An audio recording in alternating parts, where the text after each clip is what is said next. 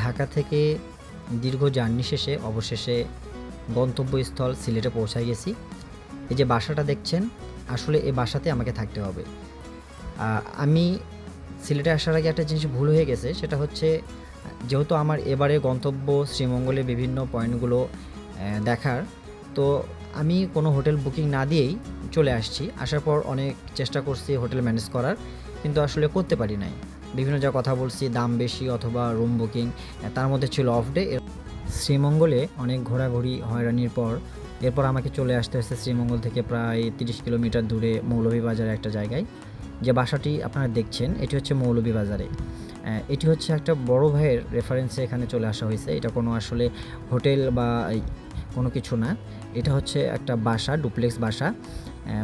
রেফারেন্সের মাধ্যমে এই বাসাটা ম্যানেজ করতে পেরেছি, মানে এখানে আমাকে থাকতে হবে। এই যে আমি যেখানে থাকবো এটা হচ্ছে দোতলায়। আমি দোতলায় আসলাম। বাসাটা আসলে অনেক সুন্দর, এখানে থাকতে হবে। এখানে খাবারের ব্যবস্থা থেকে শুরু করে সব ধরনের বন্দোবস্ত এখানে আছে। এই যে ডান পাশে সিঁড়ি দেখতে পাচ্ছেন, এই সিঁড়ি দিয়ে কিন্তু হচ্ছে আপনার ছাদে যাওয়া যাবে। এখান থেকেও মানে খুব সুন্দর ভিউ দেখা যায়।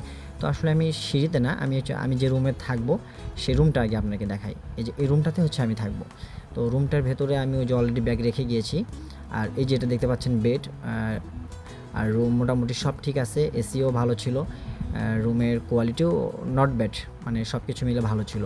তো যেহেতু সকাল থেকে আমাকে আমার যাত্রা শুরু করতে হবে শ্রীমঙ্গলের বিভিন্ন পয়েন্টে, তাছাড়া শ্রীমঙ্গল থেকে একটু দূরে আছি আমি মৌলভীবাজারে, সেজন্য আমার আসলে রেস্টের প্রয়োজন। আর রেস্টের জন্য আমি যখন চলে আসছি এখন আসলে এই যে ঘুমাতে হবে। দেখতে পাচ্ছেন অনেক কথা বললাম। শুভরাত্রি, আল্লাহ হাফিজ।